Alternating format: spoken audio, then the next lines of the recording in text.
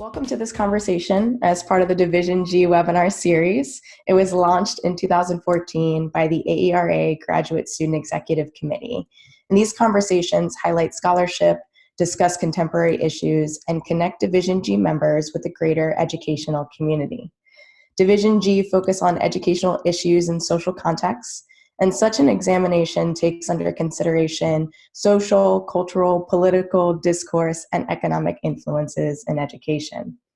For an archive of our previous webinars, please feel free to visit the AERA Division G YouTube channel, which is where this webinar will live after the conversation. And please also be sure to join our Facebook group entitled AERA Division G Students, and follow us on Twitter at AERA-DivG. We will be live tweeting throughout the webinar, and our webinar hashtag is #Div, D-I-V-G, chat.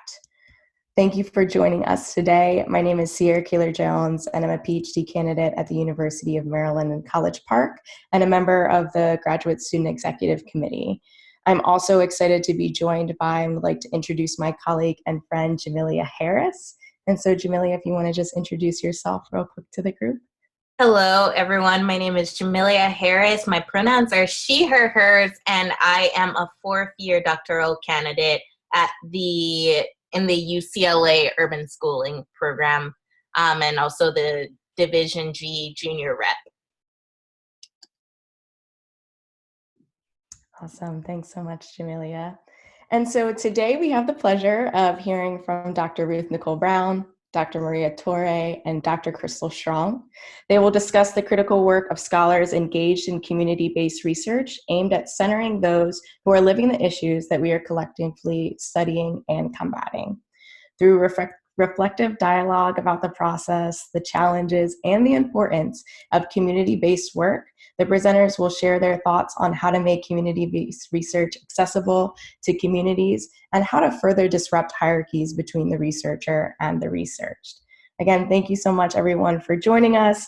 I see so many folks from all over the country. This is very exciting, and we're so thankful that you've taken time out of your day to be here with us. And so without further ado, I have the honor and the privilege of beginning this webinar by asking our guests a few questions before we open it up to our audience. So with that, if you have any questions throughout the webinar, please do feel free to just type them up in the chat box. We'll be collecting them, and then we will be going to those towards the end because we want this to be participatory, and we want you all to fully engage with this incredible opportunity that we have to be here in community together. And so with that, I'm just going to look to the panelists and have them please introduce themselves and just share more about who you are, what brought you to this work, and what invigorates and sustains you in this work. And so for this first question, I'm going to look to you first, Dr. Ruth Nicole Brown. Thank you so much.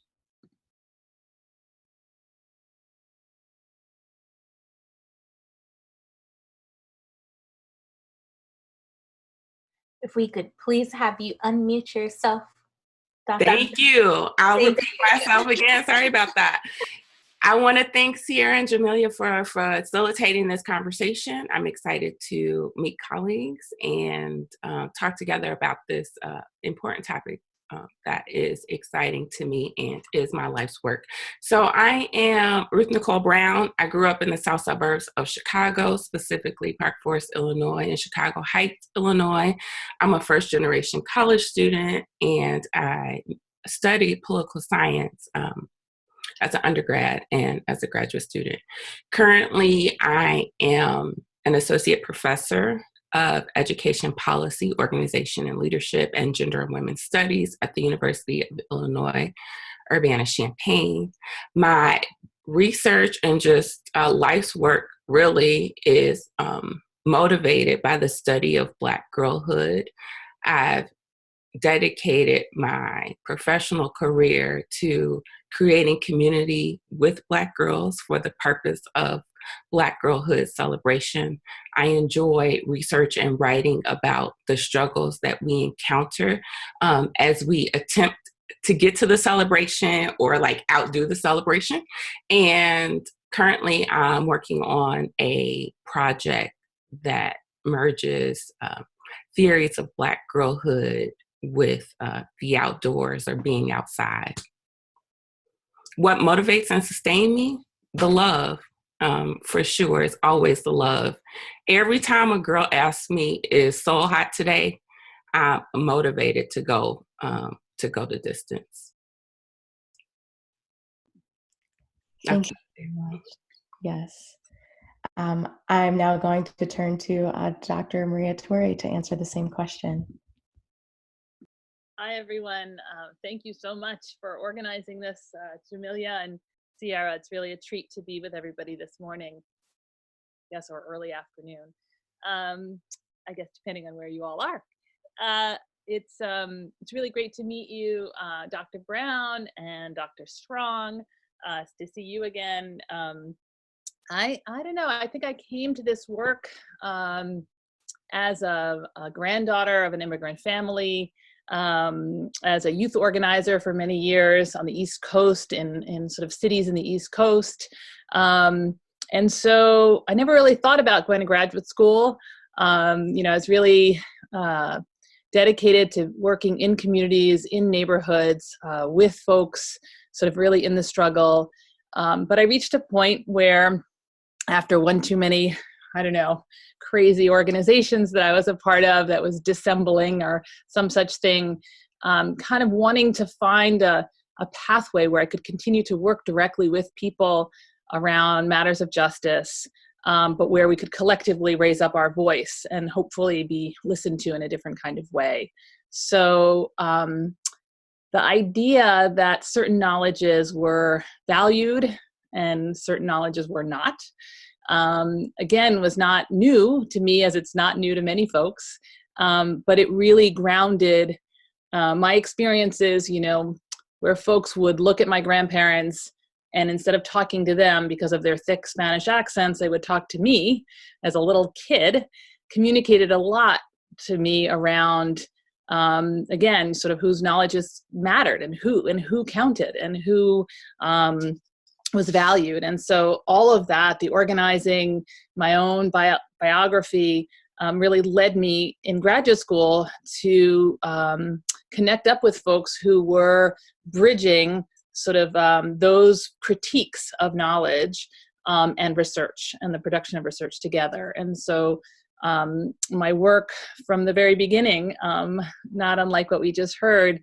is really dedicated to thinking about the ways that social science, I was trained as a critical social psychologist, where I'm here at the CUNY Graduate School this morning, where I'm on the faculty of critical social psychology and urban education. And my work really just is about connecting with folks in communities, using social science in the interest of social justice. And I'm happy to share more about that as we move along. Awesome. Thank you so much for sharing that.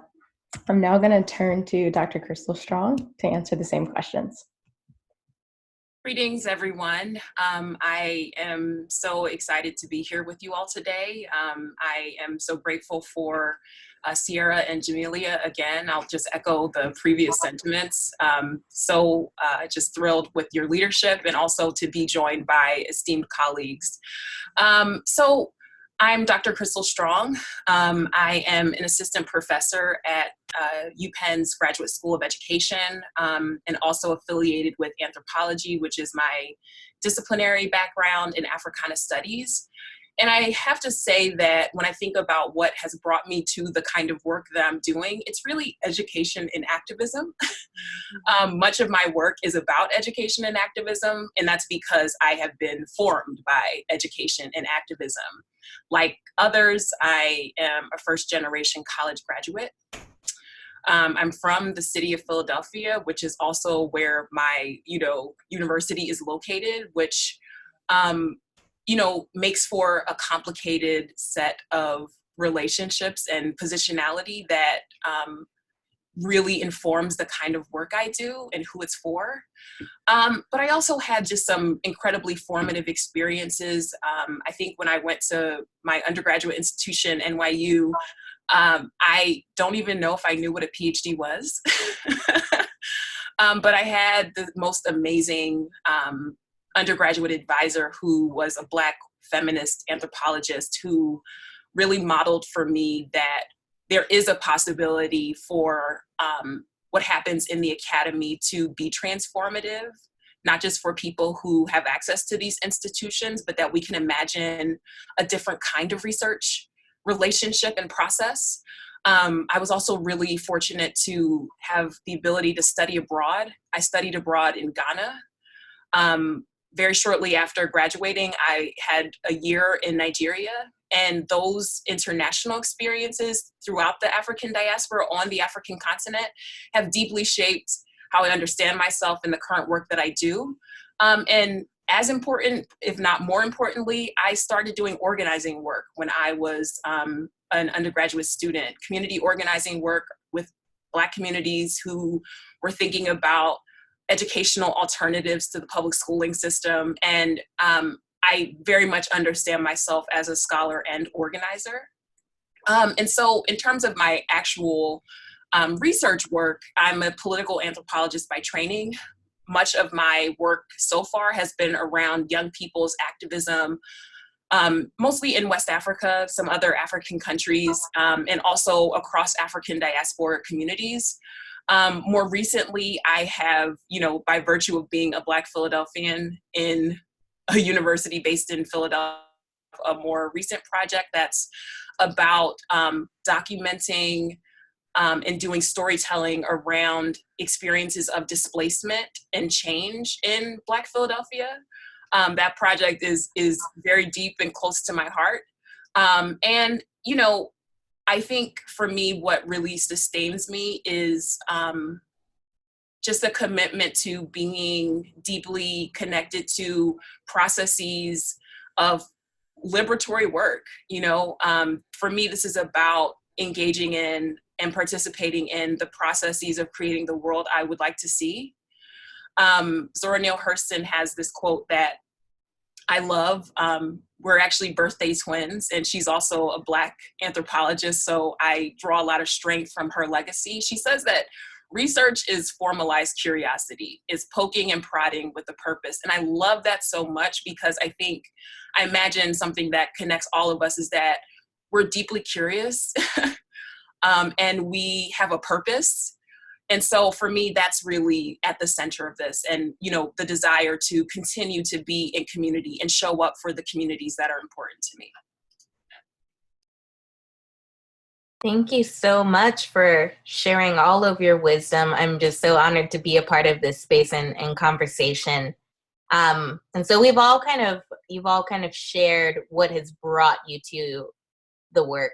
Now we want to kind of reflect on some of the joys and challenges of the work. And so I'm going to open the floor. Whoever would like to start us off, please feel free to take the lead.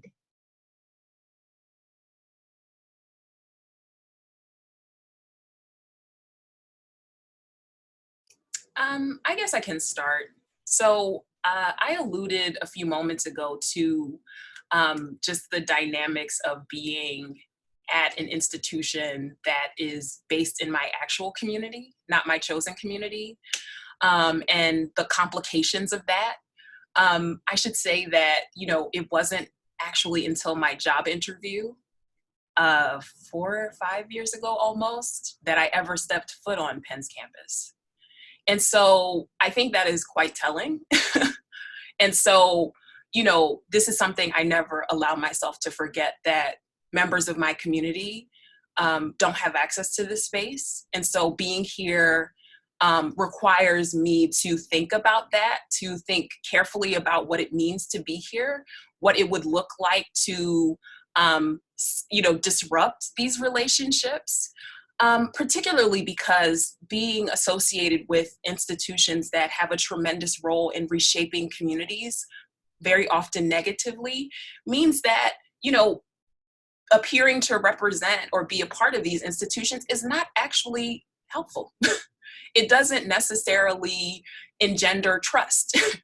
And so I think that has been a kind of personal and perhaps like existential challenge for me, just like grappling with what it means to be a professor in this institution and to do work that really matters, not just to the, you know, the folks who are going to promote me, but hopefully, but also to like my people.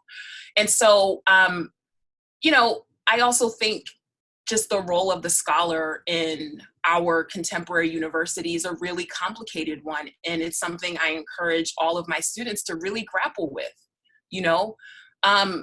I think, you know, another aspect of the challenge, and then I'm going to go to the joy purposely, is that, you know, a lot of the work that you know, we do, and I'm guessing this is probably the case for my colleagues here, it's not validated. You know, it's, or if it is, it's not commensurate with the labor. And so, you know, for my first few years, it kind of felt like I was living a double life where I am doing my organizing work because that's how I feel I need to live in the world, and also doing my academic work, which, you know, is a recipe for burnout, right? It's, you know, there's so many ways that work that is transformative and subversive is not legitimized. And so I think that can be very challenging.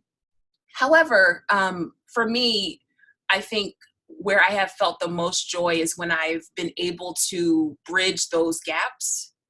I experience tremendous joy when I connect with students who also feel like outliers because of their identities. Maybe they're also first gen, maybe, you know, they feel like they're trying to find their space. And I'm very fortunate that I often feel kinship with such students. And so that means a lot to me because I know what having folks you can identify can do to transform your experience within higher educational institutions.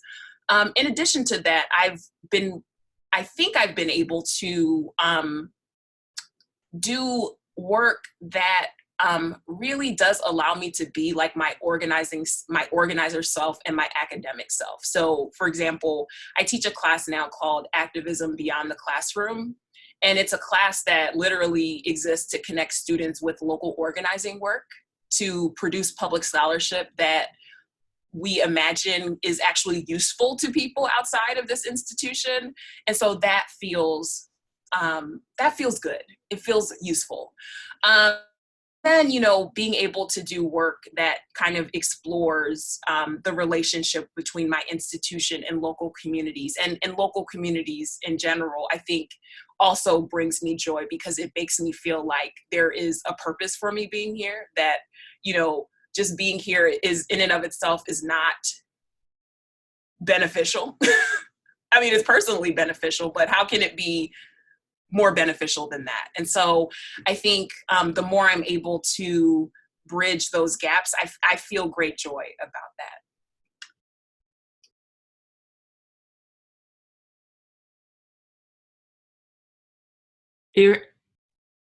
I'm unmuted. I can go if that's okay, Dr. Torres. Okay. The challenges for me are the challenges that I think are familiar to a lot of Black women. So the white supremacist, capitalist, heteropatriarchy is, let it go. I'm ready for that to be over. That's a huge challenge. What the industrial complexes, all of them, meaning the same, the way that people go about the same old thing. Schools, institutions, universities, grocery stores, okay? Like the same old really is a challenge for me. I would like to see more risk-taking from everyone involved. The inability to take a risk is a challenge. All those conditions that do not encourage thinking so that we can have a thought, as Dr. Garner says, is a challenge. So those conditions that we're familiar with. The joy is so abundant, and I've been recently enjoying writing about just how good it is and so hot when 30 Black girls hook up with 15 homegirls, and the celebration is is beyond words. Actually, I've been listening to a lot of Anita Baker to try to tap into the sentiment of the joy for myself. It's so much personal satisfaction knowing that I have given the communities that I belong to and am a part of, like, the best that I have to give. That's such a deep joy to know that I gave them what I could. There's so much joy in the returns. So having done this work of saving our lives, here our truths, for over a decade, I'm now experiencing the joy of getting texts from people I knew when they were 19. I knew them at 19 as great writers, and here they are with like amazing news. It's so much joy to watch the girls that I met in Soul Hot now parent so well, to fight to create great lives for their own children. It's such an immense joy for me. I was able to do Soul High in my hometown of Chicago Heights and Park Forest, and to be able to return with a set of processes, collective structures, goodwill, but just real love and heart to where I grew up is, I'm still speechless, actually, about that experience. But there has been no greater joy than that.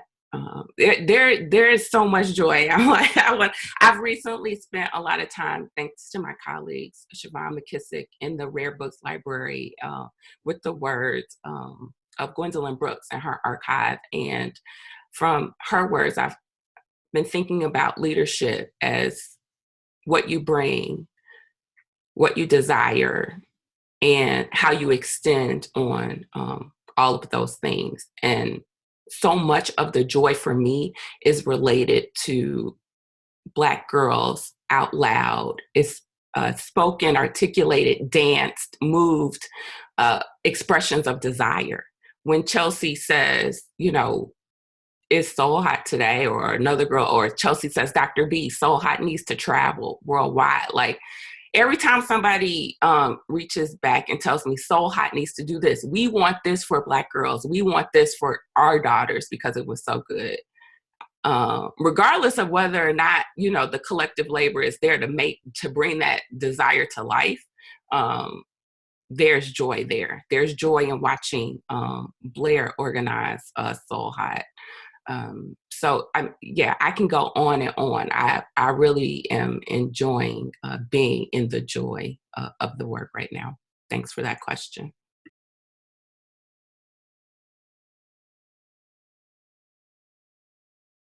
So I'm just gonna really echo a lot of what we just heard, and I have to say again, it's as you might have noticed in my opening, I don't love webinars. I have a hard time with the whole being recorded, and it makes all my words disappear.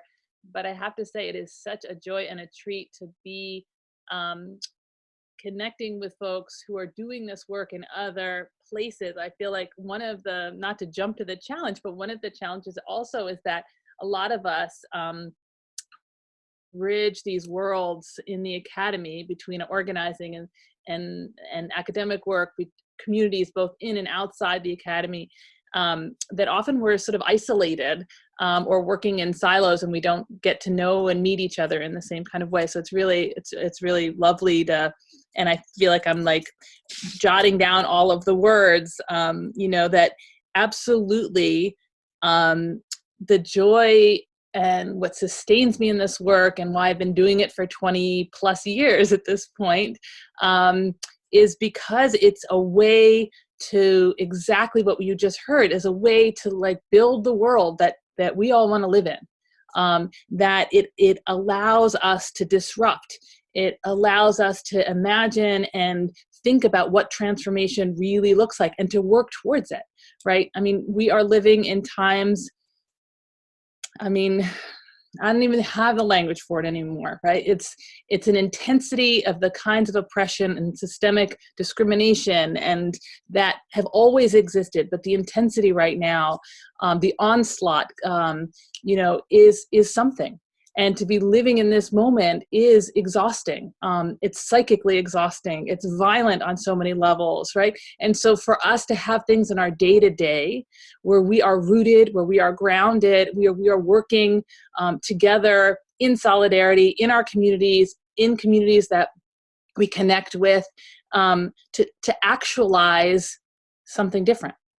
And for me, our practice of critical participatory action research that we do in the Public Science Project is an enactment of all of that.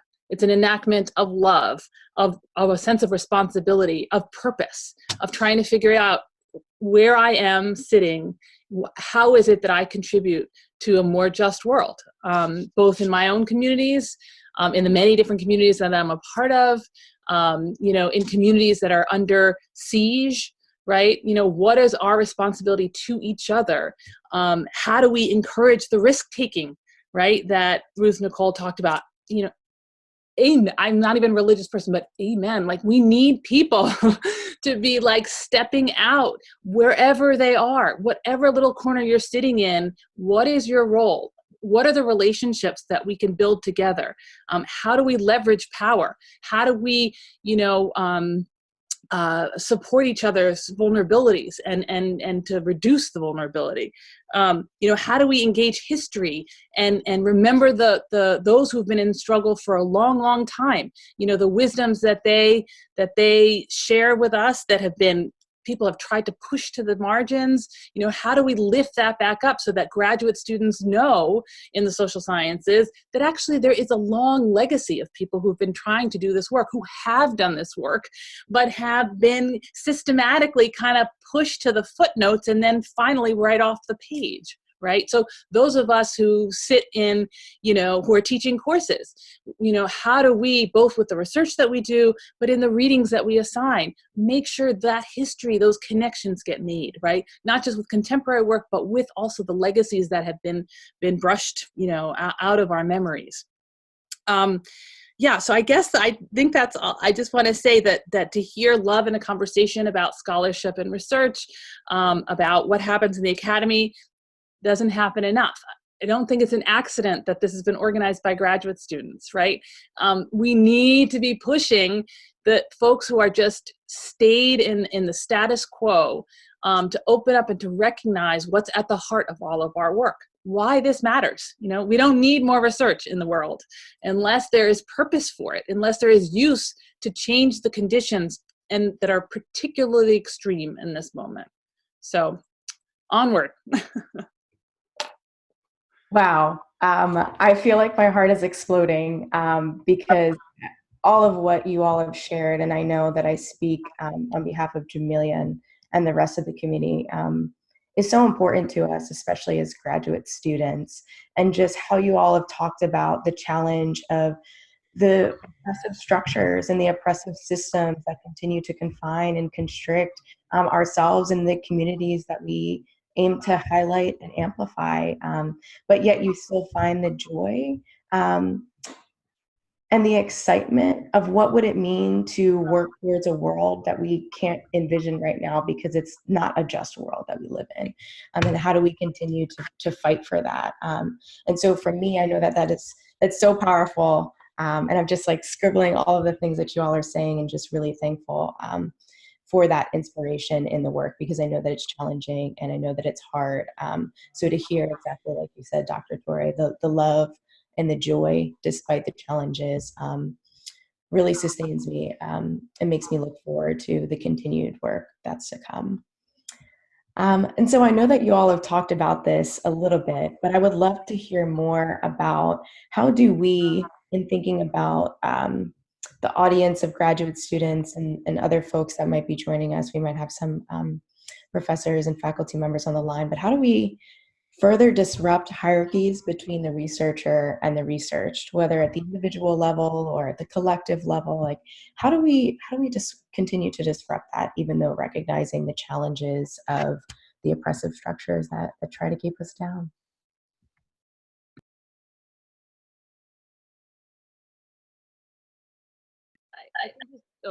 Go ahead. No, go ahead. I just was speaking.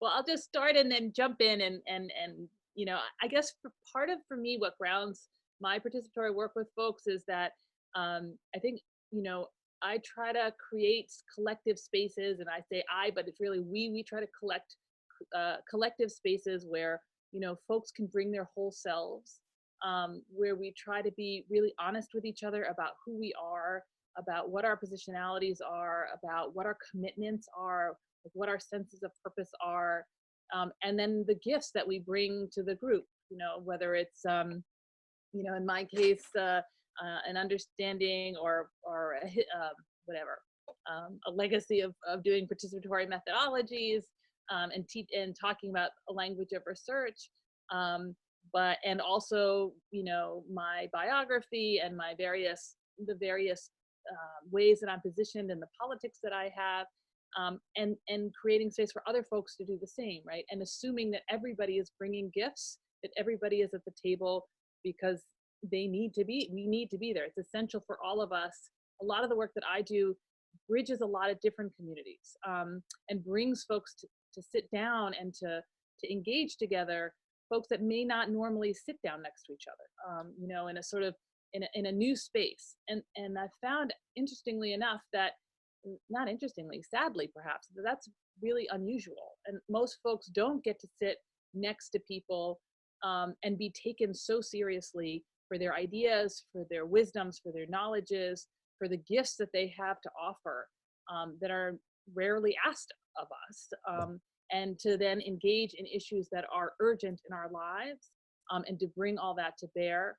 I feel like when that is working with transparency, sincerity, with genuineness, that where power is talked about, and there's a commitment to leverage it, where vulnerabilities are talked about and there's a commitment to hold each other, where there's recognition that there's going to be clashes and there's going to be misunderstandings, or there's going to be conflict, but that those things are actually really important for us to understand. When you're having a conflict, what's underneath it? When there's a clash, what larger issues is that sort of alerting the group to, that we need to then think about as we move forward in our understandings? So I feel like part of the undoing, it's not uncommon for me to be working with folks and they forget, maybe I just don't look like a regular academic, but my academic self is not what's forefront.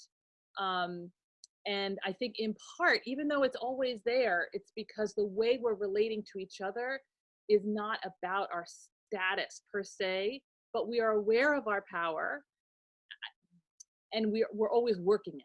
Like, it's part of what we're bringing to the table to work, to undo, to leverage. Anyway, I don't know. I'm talking in a circle. Maybe somebody can jump in for me. I'll jump in. I want to go back a little bit to my own graduate school experience. I remember I was extremely disruptive because there was so much that I just didn't like. As we say, a lot that I thought I was angry about. It was not right. And I had a lot of questions and faced a lot of resistance, primarily in the discipline and the way it was conceptualized and the questions they thought were appropriate. And, I didn't know some things, and some things that I was being taught I didn't want to learn. So I want to say that in terms of challenging the hierarchies, there are so many things that I'm glad I refused, particularly around professionalization. It was hard because as I was learning, there didn't seem to be a lot of room to make mistakes, but I made them anyway. And I want to say to the graduate students who just know in their gut that they're pursuing something that is important to them, to just have the courage to stay with it. And I think if you stay with the people who are growing you, with the questions that continue to motivate you, you will have to undo so much of the structure, because unfortunately, it's not set up for collective work, or maybe necessarily like valuing the communities that you feel closest to. But stay with your very important ideas. Go the distance, like go all the way out and then further some more, because what the university is really good for is sometimes showing you where the boundaries are. But you don't see that unless you go far enough. So I wish graduate students who may be resonating with this story of struggle, just to go the distance, go beyond what you're even imagining, and then people and the ideas and the conversations that are growing you. In graduate school classes, I was like, what is this? Like, introduction to the field. I had a whole different way about how I thought it should be studied, what questions I thought were important. But there was an undergraduate student. I was a graduate student at the time. I want to tell this one story. And they were casting for a play. I've always done performance and always valued the connection between performance and art. And I showed up because I was like, I want to stay. Art has always made a difference in my life. I want to stay there. So this undergrad casted the play. I'm going to show up. It was called The Blackness Blues. And I showed up for that play. They had like 5 parts. 50 people came out to audition for this one play. The writer of the play was Dominique Morisseau, who is now, writing for Broadway. She was an undergrad at the time. And I watched her turn this one performance that was intended for 5 people in her writerly imagination. I mean, she casted not everybody, but at least 30 of us made this production. I'm a graduate student bowing to her genius because it was so clear, so evident.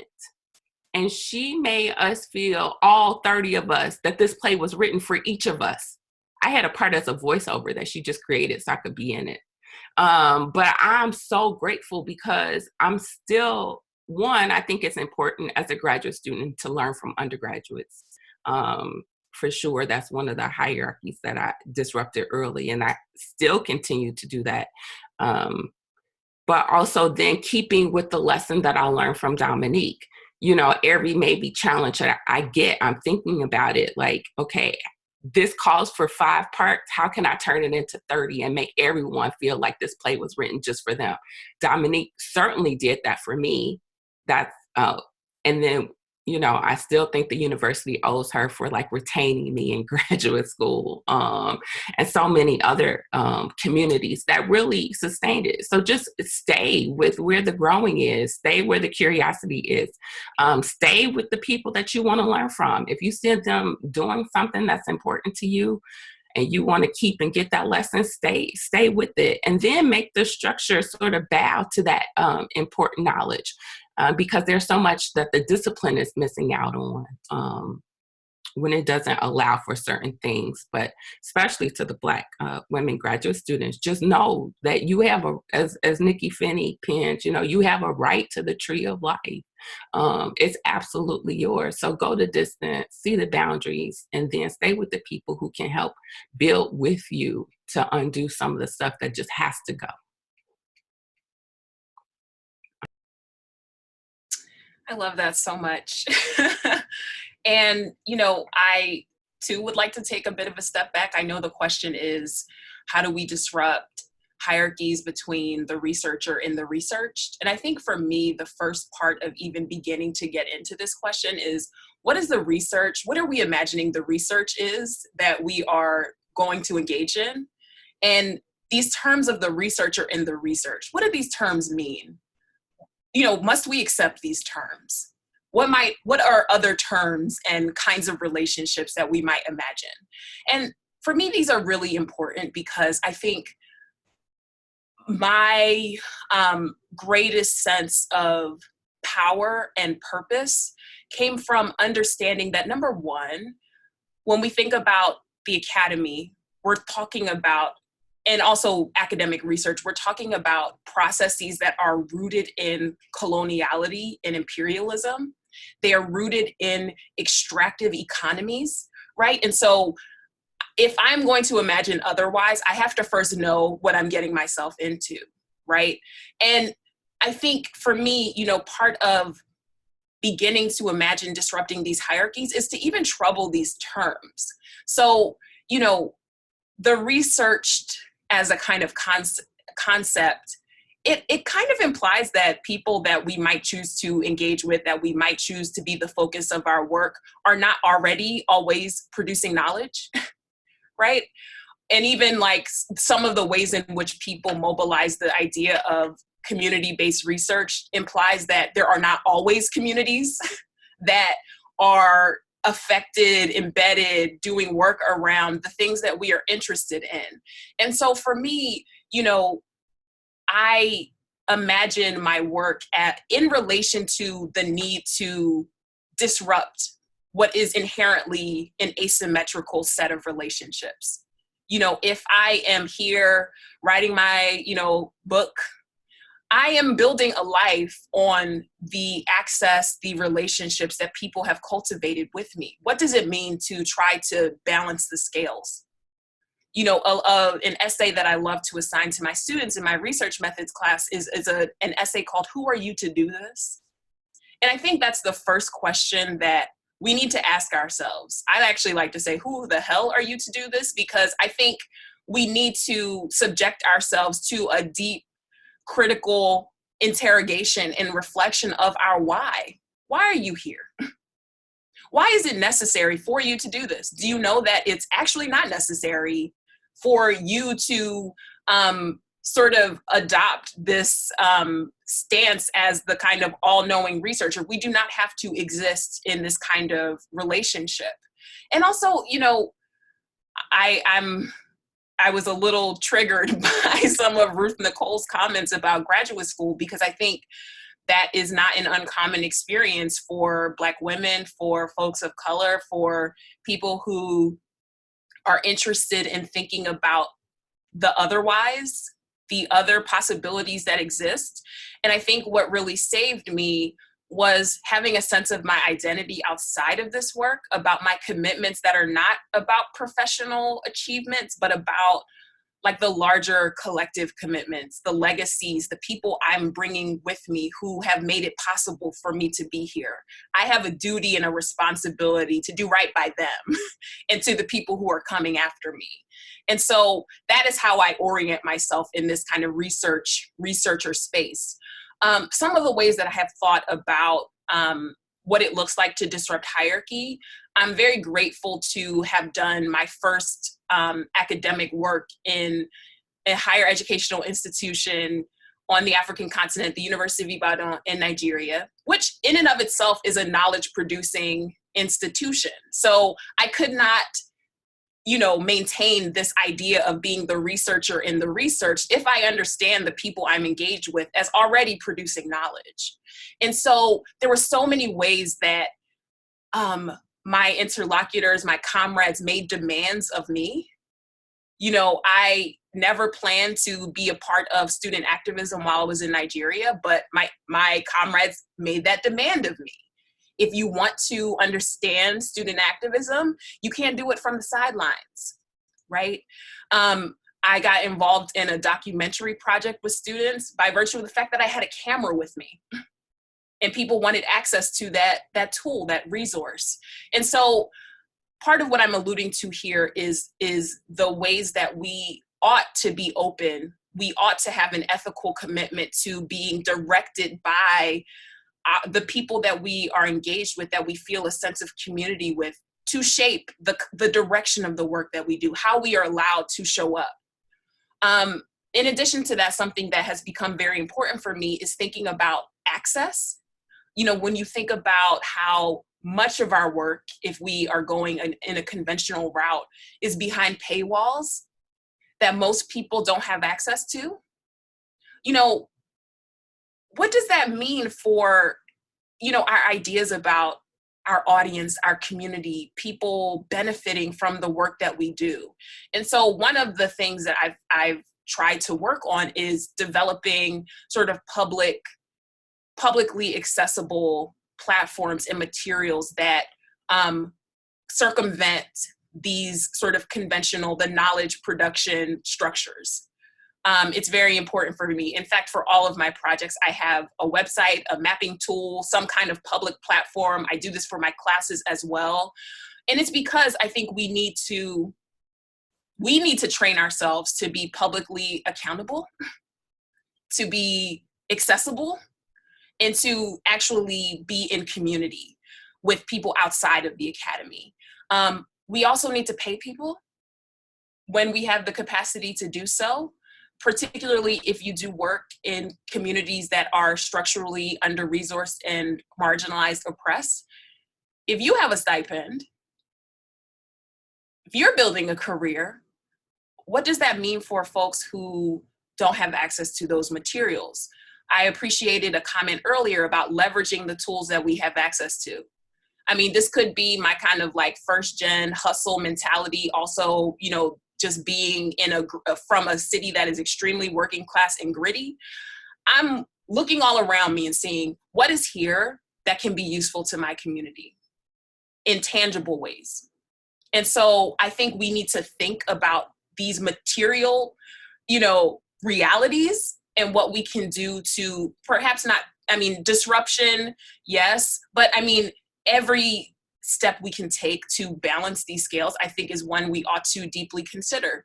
And I think, you know, I'm echoing what others have said about redefining what scholarship looks like. You know, I think we have to be risk takers, as has been said. We may not be rewarded for the approaches that we're taking. We have to do them anyway, because it's important to us, because it matters to people. And also, you know, and the last thing I'll say here is that I think that we really need to think about what it means to care and be in community with the people that are the subjects of the work that we do. You know, are you showing up for a research outcome, or are you showing up because you want to sincerely be in community with people? For me, you know, in the spaces I show up in, I'm not there as an academic. A lot of times people don't even know what I do. I'm there because being my full self means that I am bound and, you know, in struggle with folks who share my commitments. And so I think, you know, we need to create more space for that. There's ways that there's never enough sleep. There's never enough resources. There's never enough anything, but we have to do it anyway. That's just the bottom line. I just want to echo that I feel like, you know, there are lots of ways to engage these issues, but one of the offerings that a critical practice of participatory action research, what it offers us is a framework to do a lot of what Krystal just talked about, right? So, you know, when you're engaging in a critical practice of PAR, and I say critical meaning that you're paying attention to you know, to politics and power, really, structural racism, you know, you're bringing a feminist critique, an indigenous critique of knowledge production, you know, queer theory, you're bringing all of those critiques into what has been the status quo really to bear, right, in every aspect.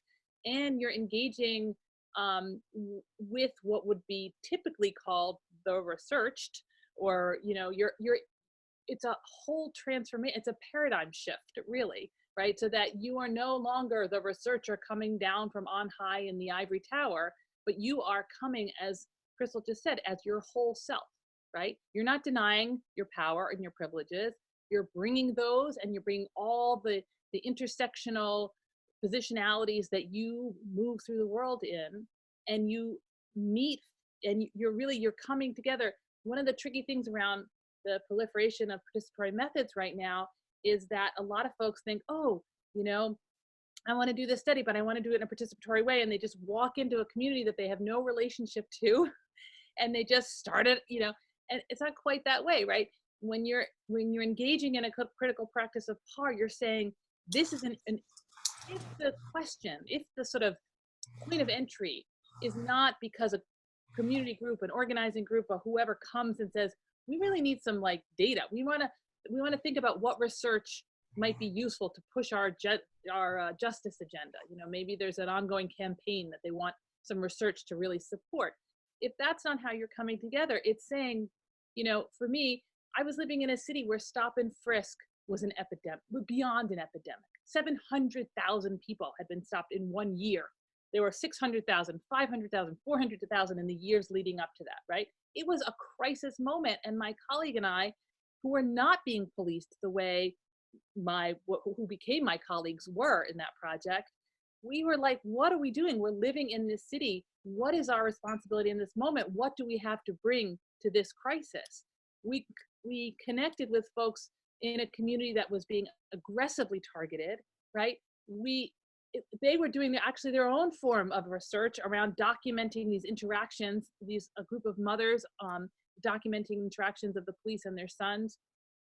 We came together, and even though we were very differently positioned people, it was our outrage at what was going on, and then our collective decision to trust each other just enough to see about what it would mean to lift up community knowledge and community understandings that were not being addressed, not part of the public conversation, right? But in doing that, right? So then this collective did everything. We figured out what were the right questions, right? Challenging the framings that we've heard about now that are so problematic, right? That in our institutions, when you take a course on criminal justice, the frameworks that you're learning about are from a historically produced, you know, whatever, theory of criminology.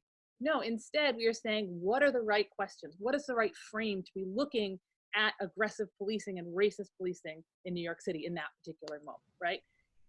Once we had a sense of a frame, what was it? What did we want to do with the research? And the collective itself, which was majority folks who are living in this particularly targeted community, we did it all together. We had to negotiate power. We had to figure out all of the ways, what it meant for us to be sitting down together.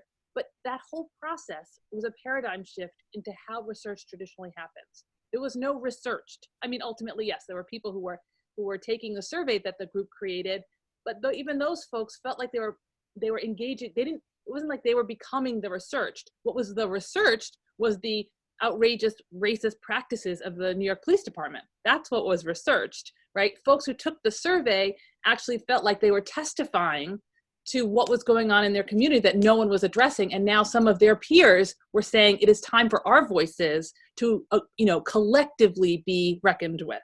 So there is a lot of hope. I'm getting goosebumps. There's a lot of hope and possibility in some of these kind of traditional parts of the academy, as Ruth Nicole was saying, but it's up to us to part of the many forms of transformation is us taking, getting rid of the shit and taking what's there and using it for our own purposes, that are collectively decided between those of us who we engage research on. When you're talking about the question of researching, there's a whole other conversation which was wonderfully brought into this morning around, what it means to be, coming into an academy when nobody really wanted us here in the first place.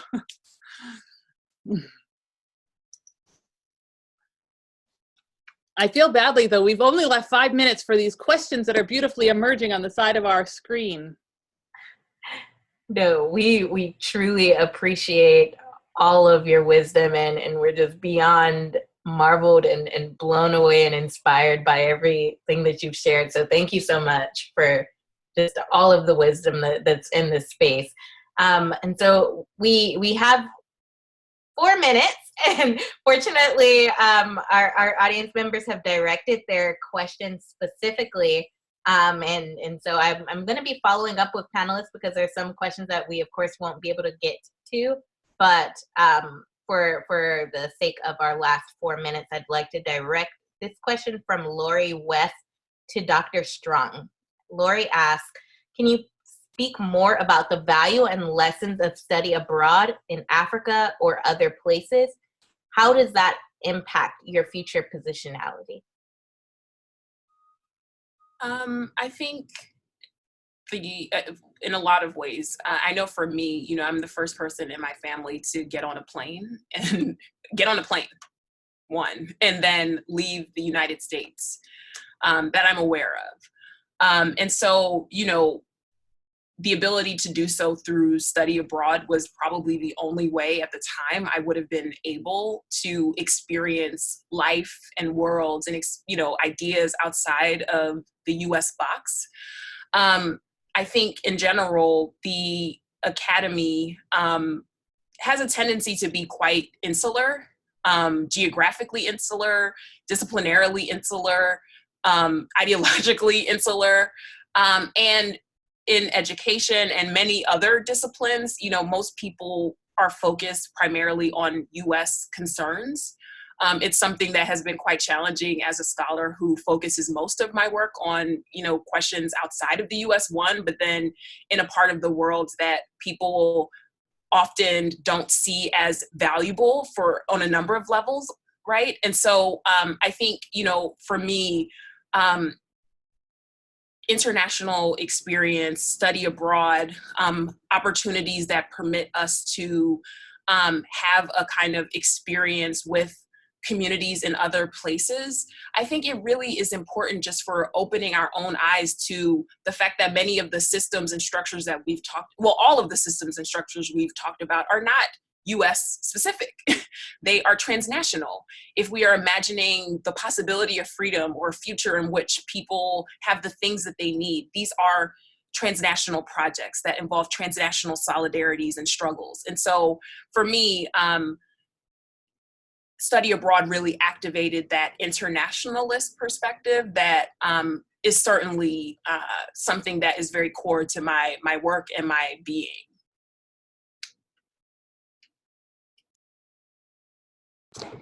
Thank you all so much. I wish that we had all of the time in the world to continue this conversation, but fortunately, we can continue the conversation on Twitter. So please feel free to tweet your questions, tweet your reflections. We'll be sure to share those with the panelists and keep this conversation going. But I'm just in awe and just feeling really sustained and really rejuvenated in the work. I know that as graduate students, as many of you all have talked about your experiences in graduate school, is that sometimes it can be tough when we're operating in the system and we're also trying to disrupt it and try and also find our voices and our perspectives as researchers. And so I've learned so much today just about the critical piece of our work in reflecting and engaging in the hard conversations with ourselves about how we show up, how we care, how we be in community, how we redefine terms and scholarship, how do we challenge the frameworks, and also how do we center the joy. And so these are things that I'm taking away with me and thinking about as we wrap up this conversation, but just want to express the most extreme gratitude to all of the panelists for sharing so much of yourselves and your work. And just thank you for the work that you do. It grounds a lot of the work that I do on a personal level. But for many of those on the call, it also grounds the work that we all do. So thank you for paving the path for us to be disruptors. Thank you to the AERA Division G Executive Committee for your help, for your love, and for your support in putting this all together. And then lastly, but certainly not least, thanks to everyone that joined us for the conversation today. We look forward to future webinars with you all. And thank you so very much for being with us today. We appreciate you. Thanks so much.